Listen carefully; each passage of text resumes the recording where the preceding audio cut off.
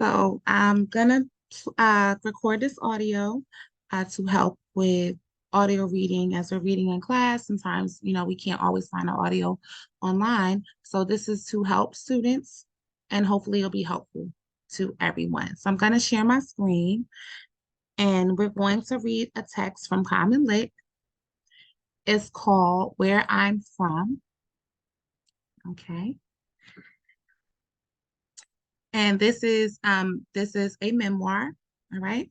So about the text, Misa Segura is an award-winning American author of young adult fiction. She's the daughter of Japanese immigrants.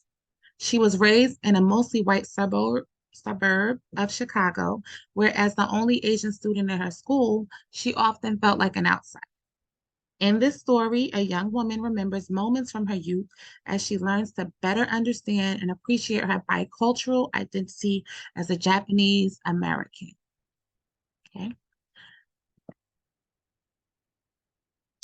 so follow along as we read Where I'm From. Rude. It's pouring rain the day I move into my dorm freshman year at Duke University. My parents and I walk down the hall, wiping rain off our faces and checking room numbers 210, 212, 214. My roommate Chloe is already in the room with her parents. Introductions and small talk ensue. What rotten luck we had with the weather today of all days. What the flight was like from Minneapolis, St. Paul to Raleigh, Durham, where we stayed last night. How the rain caused three accidents on the highway between here and Chloe's hometown of Charlotte. So, say Chloe's parents to mine, where are you from? We live outside of Minneapolis, my father answers, looking confused. Didn't we just go over this? Oh, yes, right. But where are you really from? Mom, says Chloe quietly. She looks at me, clearly mortified. What? Says Chloe's mom. But my dad doesn't notice, doesn't care, or maybe he doesn't want to embarrass Chloe's parents. So he tells them, I was born and raised Takabazuka, Japan. He nods at my mom. Natsume is from Osaka. Later, as we say goodbye outside the dorm, I tell them that they don't have to humor anyone who asks them where they're really from. My mom says, but we are really from Japan. Yeah, well, when I'm asked that question, I'm going to say Minneapolis is where I'm really from. I say, but my mom shakes her head. Eriko, that's rude, she says. Don't do that to people. Guardian angel. When I was in eighth grade, a Japanese kid showed up at school. She was awkward and pimply, and on her first day, she wore a sort of sailor uniform with a navy skirt and a white midi blouse with a big navy scarf tied in a bow. To top it off, her name was Miho, which is a pretty name in Japanese. But I just knew that the boys were all going to ask her, are you a, because that's what your name says. Mrs. Mintz, our homeroom teacher, pulled me aside before class and introduced us, beaming. Eriko, I'm appointing you to be Miho's guardian angel for a few weeks, she said. And she moved my seat partner and my best friend Zaina so that Miho could sit next to me instead. I know you'll help get her acclimated and make lots of friends. How could I possibly help this girl? I didn't speak enough Japanese to be able to translate anything beyond the simplest conversational phrases. I was suffocating at the bottom of the dog pile that was the eighth grade social hierarchy, struggling to hang on to my elementary school friends as they changed and clawed their way up and away from me. Miho looked at me with dull eyes and a round face. She murmured, Yoroshiku onogai shimasu, a phrase I vaguely understood to be a polite greeting of some kind, bobbed her head at me in a deferential little bow, and came over to my desk next to mine. She did another head bob at me as she sat down. Now that she was next to me, I could see that she had probably been crying earlier. I felt sorry for her. How miserable it must feel to be new, to not speak a word of English and to have to start off in that ridiculous outfit that I was sure her mom had made her wear with that awful name. And she wasn't even pretty. But I felt even sorrier for myself. Miho was exactly the kind of person that I feared everyone saw when they looked at me. Weird, awkward, foreign, Japanese. I cannot afford to take on an anchor like Miho with her Japanese face and her Japanese clothes and that humiliating little Japanese bowing thing she kept doing every time I looked at her. I hadn't asked to be her friend.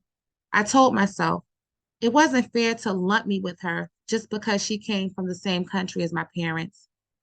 Eighth grade, sink or swim, eat or be eaten. I endured Miho's presence next to me in class, muttering a few broken Japanese sentences to her when I absolutely had to. Once the bell rang, I cast her off and went running to Zaina and Sophie. Oh, her? I said. She's Japanese, not like me. Real Japanese people are weird. Look at her. Look at how weird she is. Chopsticks, age 13. Zaina and Sophie and I spent the day at Shoals Lake Beach that weekend, and Sophie's mom got us Chinese takeout for dinner. I use chopsticks. They use forks. How do you do that? They asked. Not for the first time and not for the last. American citizen. The summer after Miho, we went to Japan and my mother enrolled me in a sleepaway camp so that I would learn to speak Japanese. I was surrounded by 100 Miho girls whom Mrs. Mintz had thought I would understand. No one was unkind to me, but they gasped when I poured soy sauce on my rice. They stared, shocked, when I sat crisscross. Only boys do that. The toilets were awful squat toilets. One day, a girl asked me when I was going to come home to live in Japan. I explained that I was an American, so I'd probably stay in America. You're not American, she said. I am too. You're Japanese. Yes, but I am also American. She gave me a long, hard look. She asked me gently, have you not seen yourself in a mirror? I know my face is Japanese, but I am American because I was born in America. I didn't know how to say birthright citizenship in Japanese, or in English for that matter. All I could do was keep repeating, I was born in America.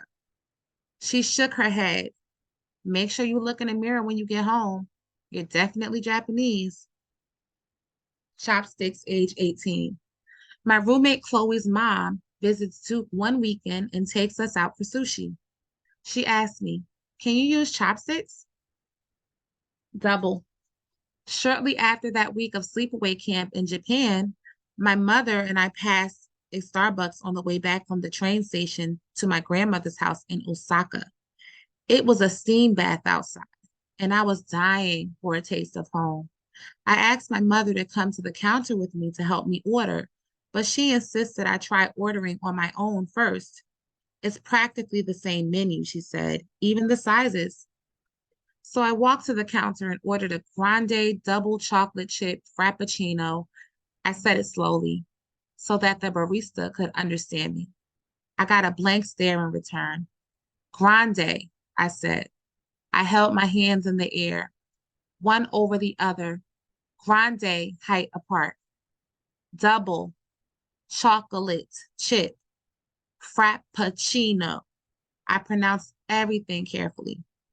Grande, the barista repeated, and held up a grande size cup.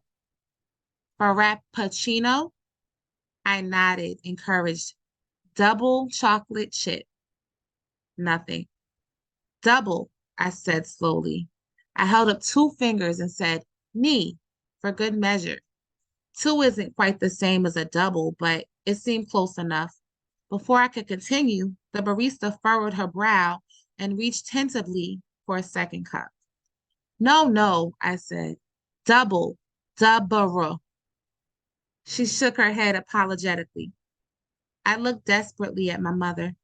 It's not on the menu, she said. So, it's not on the menu at home either. That's not the way it works here, she explained. Well, it should be. That's the way it works at home. My mother shrugged. You are not at home. Chopsticks, age 14. The day after the Starbucks incident, my mother's best friend from high school had us over for dinner at her house. Can you use chopsticks? She asked me. History. Mrs. Mintz paired us up to do presentations on different countries and their cultural contributions. Naturally, I got paired with Miho, and we did Japan. It was okay, actually, because Japan is pretty great. Castles, samurai, ukiyo-e, taiko, anime, manga, Yuzuru, Hanyu. Miho wore a fancy kimono. We showed clips of Sailor Moon, handed out manju, and passed around her collection of manga. Miho wrote everyone's name in katakana. People thought it was cool. I was proud of us both, and for once, I felt good about being Japanese. Miho smiled at me. I smiled back. Then someone said, my grandfather died in Pearl Harbor. People looked at me and Miho. Miho looked at me. I wanted to say, that wasn't me. That's not my country. I wanted to say, what about Hiroshima? My great aunt died in Hiroshima. But the thing is, I'm not Japanese. In the bathroom, I heard Sasha, the alpha girl of my class, snicker and ask her friends if they'd seen the way all the nerds went ape over Sailor Moon. The next day, Miho thought we were going to be friends, and she smiled at me again. This time, I didn't smile back. Chopsticks, age 12.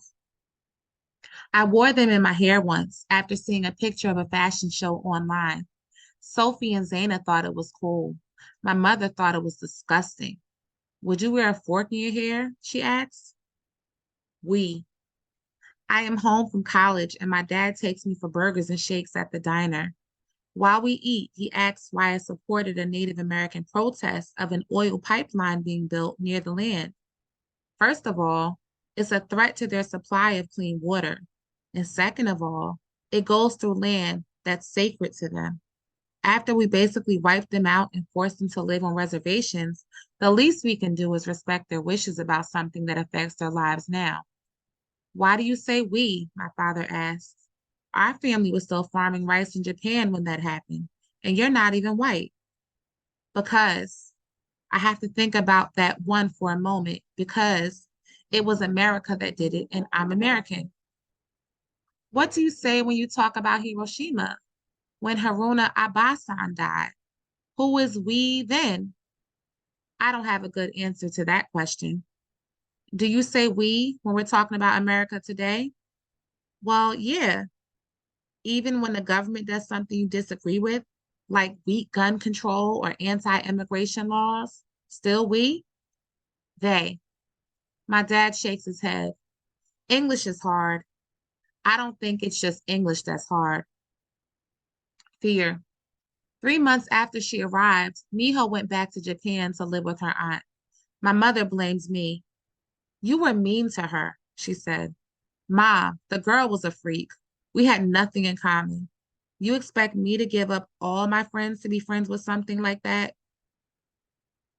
If people don't want to be your friend because you're Miho's friend, then they are not the real friend. They are real friends. She just didn't fit in. I knew in my heart that my mother was right. I knew that I was being a coward. I knew that the right thing to do, the kind thing to do, would have to be would have been to be Mio's friend. But Miho and I being Japanese together would have doomed us both. And I was afraid of testing my friends, of not fitting in myself. My fear was greater than my compassion, and I sacrificed Miho to that fear. Who can face that about themselves in eighth grade when we are all made of fear? I couldn't. So even though I felt guilty when Miho went away, mostly I felt relieved to be free of the reminder of how I feared the way others might see me. Hint. This guy comes up to me at a frat party. We talk. He's cute. He's attentive. He says, Eriko, is that Japanese? I say yes. He says, I wondered if maybe you were Japanese. I say, why? He says, you have a hint of an accent. I say, no, I don't. unless it's a Minnesota accent. I hit the O hard, the way only a true Minnesotan can. He says, no, it's a Japanese accent. Bon Adori. It was the summer of camp and Starbucks. We went into town for Oban, the Festival of the Dead, when we welcomed our ancestors home. I wore a yukata, a wooden geta that my grandmother had bought just for me. As we walked, the geta rang out against the concrete. Karen Corinne, Karen Corinne. The sun had set, and the streets were lit with lanterns and lined with vendors hawking toys, grilled meat, and sweets. Hundreds of people danced in a slow, happy procession around a central day to the sound of the Tanko Bushi song blaring from the loudspeakers. Up on the platform, men playing taiko and shamisen accompanied the singer. My grandmother taught me the words and helped me learn the steps. Hata, hata, mata, hate.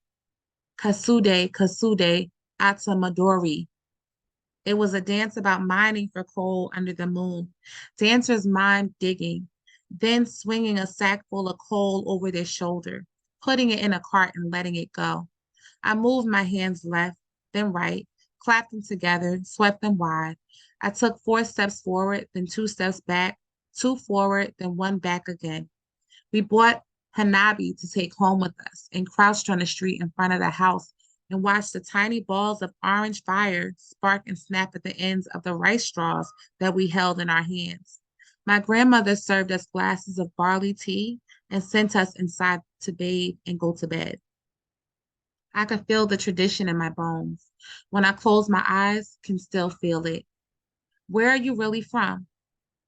I am from golden acres of wheat and cornfields, from towering mountain ranges and suburban subdivisions, from long snaking rivers and 10,000 lakes. I am from political arguments with my dad at the diner. I am from long afternoons with my friends at the beach. This is my country. This is my birthright. This, despite what anyone says or thinks, despite my own doubts and fears and worries, is where I'm from. I am from bright green squares of rice fields, from towns and cities chock-a-block with buildings, from glittering bays and busy harbors. I am from my grandfather's favorite soba shop, the one that's been there for 100 years. I am from trips to the public bath with my mother. Japan is the land of my ancestors. This is where Miho was from. This is where my parents are from. This, despite what anyone says or thinks, despite all I've done to push myself away, is where I'm from. Where are you really from? I know what people mean when they ask that question, and I won't answer it the way they want because Japan is not the truth, but Minneapolis is not the truth either. All I can do is ask back, where are you really from?